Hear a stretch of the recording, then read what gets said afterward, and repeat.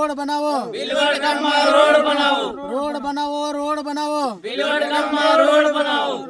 અમારા ગામ ભીલવાડ છે અને અંદર અમારે કેવું સ્કૂલે છોકરાને જવા માટે છે ને આમાં રસ્તો હોય તો સ્કૂલે છોકરા હરખી રીતે જાય ને।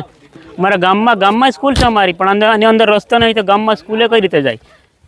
એટલે અમારે સ્કૂલમાં આશ્રમશાળામાં અમારા ગામમાં મૂકવું પડે છે।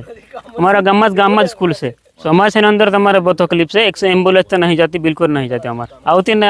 હવે રસ્તો હોય તો આવે ને। આ તો લગભગ બહુ વર્ષો થઈ ગયા, 2000 ની અંદર આ રસ્તાનું સમારકામ થયેલું, આજકાલ નહીં। મેં નાનો આટલો હતો ને ત્યારે રસ્તો આ ખાલી ખોદકામ થયેલું, ત્યારથી આજ ઘોડે આ રસ્તા નહીં। અમારે રસ્તાની જ માંગણી છે, બીજું તો શું। અમે તો આ લાકડું બાંધીને ઝોલી બાંધી લઈ જઈએ છીએ રાઠવા ખુમાન। અમારે પુનીબેન વેચતા ભાઈ ભીલવડ ગામ અમારે દુખી છે રસ્તાની। એ તો રસ્તો મને ભણવા જોઈએ, અમારે રસ્તાની કાર્યવાહી કરવું જોઈએ। અમારે રસ્તાની તકલીફ છે, અમારે ચાલી જવું પડે, ચોમાસામાં તકલીફ પડે છે, બહુ દુખી છે। અમારે રસ્તો ની સારો હોય, અમારે દુખી વધારે છે। હોય એને જવું પડે ચાલીને, મહિલા હોય એને ઉચકી લઈ જવું પડે, સિકલ સેલેવાળાને રાતે દુખાવો થઈ અમારે ગાડી પર લઈ જવું પડે, તો અમારે 108 અહીંયા આવતી નથી। બાળકોને ઉચકીને લઈ જવું પડે, ભણવા જવામાં તો મૂકવા જવું પડે, તો પછી બાજુમાં ચાલી અમારા રસ્તાની બહુ દુખી, એટલે ચાલી જવું પડે। અમારે રસ્તો આવે બનાવે તો સારું એમ।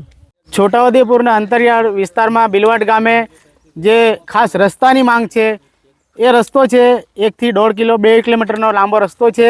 એ રસ્તાની અંદર 1500 થી 2000 લોકો અવરજવર કરતા હોય છે, જ્યાં ખાસ કરીને લોકો વરસાદની સિઝનમાં ઘણી હાલાકી ભોગવી રહેતા હોય છે, કિચડ થઈ જતો હોય છે અને મોટરસાઇકલ પણ નીકળી શકે નહીં એવી પરિસ્થિતિ બનતી હોય છે। અને પ્રસ્તુતિને હોસ્પિટલ લઈ જવું હોય તો પણ 1 થી 1.5 કિલોમીટર એને જોડીમાં ગલી ખાટલામાં લઈને મેઇન રોડ પર પહોંચાડવું પડતું હોય છે, જ્યાં 108 ઊભી હોય ત્યાં।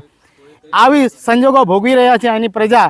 એના માટે અમારી સરકારમાં માંગ છે કે લાકડખાયાથી ભીલવાડ અને ગદવલી ફળિયા, આમલી ફળિયા અને પટેલ ફળિયાને જે જોડતો રસ્તો છે એ રસ્તાને ડામર રોડમાં મંજૂર કરી અને એ રસ્તો સત્વરે કામ ધરી અને કામગીરી પૂર્ણ કરી આપે અને લોકોની સમસ્યા દૂર થાય એવી અમારી માંગ છે।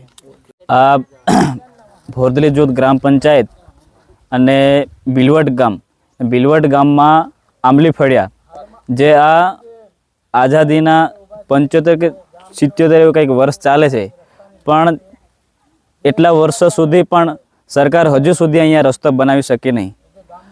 સરકાર મોટા વાયદા કરે છે કે અમે આ વિકાસ કર્યો, તે વિકાસ કર્યો, વાઇબ્રન્ટ ગુજરાત, G20 એવા અનેક પ્રોગ્રામો ફંક્શનો કરે છે, પરંતુ અમારા અંતરિયાળ છેવાડાના વિસ્તારમાં રસ્તો નથી બનાવી શકતી।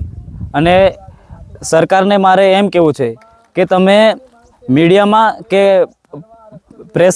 પ્રેસ કોન્ફરન્સમાં છાપવાથી તમારો વિકાસ નથી થઈ શકતો। તમે અહીંયા અંતરિયાળ વિસ્તારમાં આવીને તમે જુઓ તો ખબર પડે કે અહીંયા કેટલી પરિસ્થિતિ ગંભીર છે। તો અમારે એક જ માંગ છે કે આ અમારા ગામને જે જોડતો રસ્તો છે એ વહેલી તકે બની જાય અને એ રસ્તાનો લોકો ઉપયોગ કરે અને અવર જવર ચાલુ થઈ જાય।